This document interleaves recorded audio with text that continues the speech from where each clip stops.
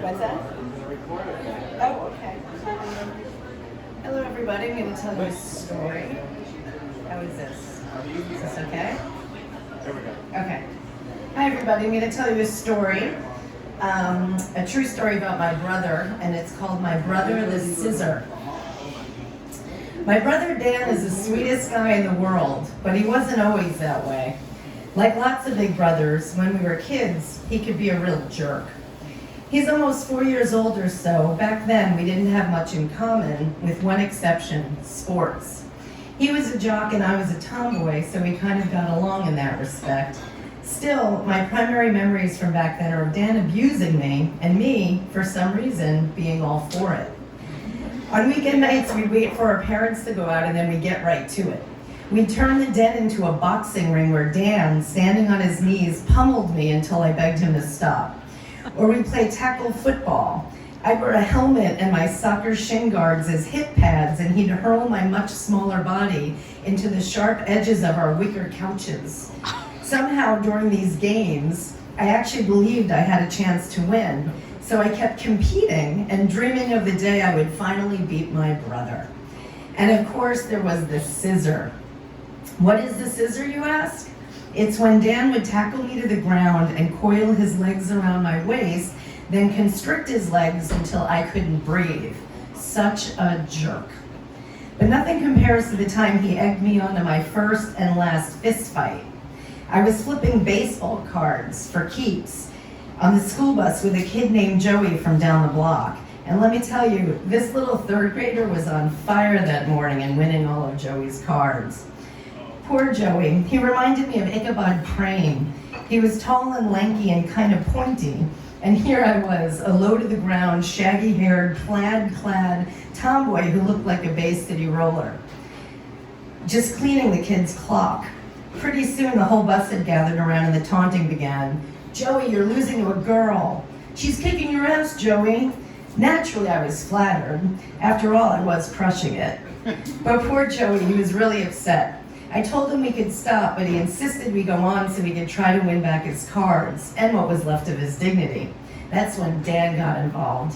He had been sitting in the back of the bus with his fellow sixth graders, but he walked up a few rows to get a look at the action. Frankly, I was relieved to see him and hoped he would get me out of this mess, which was escalating fast. Instead, he made things worse. "She kicks my ass all the time, Joey," he lied.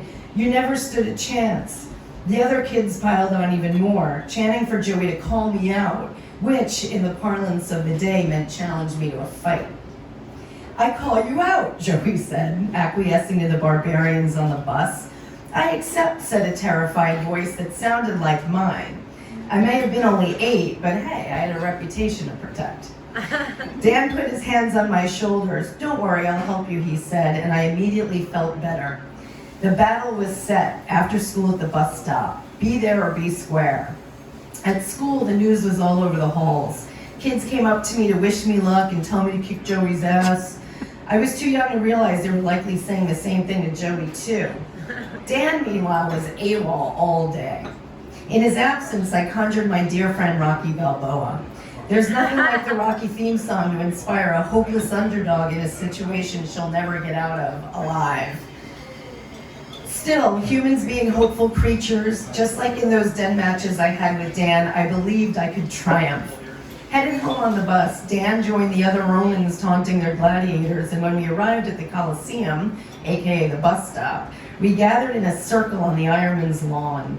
Joey was a good foot taller than me, but I couldn't back down. After all, my brother was in my corner, right? I pretended Dan was Mickey, Rocky's crusty old trainer who would lead me to victory, having forgotten that Rocky lost that fight. Finally, Dan whispered the only words of advice he would give me that day: "Go for the face." He nudged me and I stepped into the ring with Joey. As the cheers and jeers of kids chanting, "Fight, fight, fight," reached their zenith, I closed my eyes, jumped as high as I could, and swung for where I thought Joey's head would be. And I missed it clean. Joey then punched me in the stomach and knocked the wind right the hell out of me. I remember hearing the collective groan of the crowd as it realized that was the end of the fight. A knockout in about 3 seconds. Hunched over and gasping for air, I handed Joey the baseball cards I had won from him that morning while the disappointed crowd dispersed. Dan was quiet on the walk home. I begged him not to tell on me, even though he was the one who got me into that stupid fight in the first place. What was wrong with me? Did I have some weird kind of older brother Stockholm syndrome? Why didn't I run home to tell on him? After all, he was my big brother. Wasn't he supposed to protect me and not set me up to get whooped?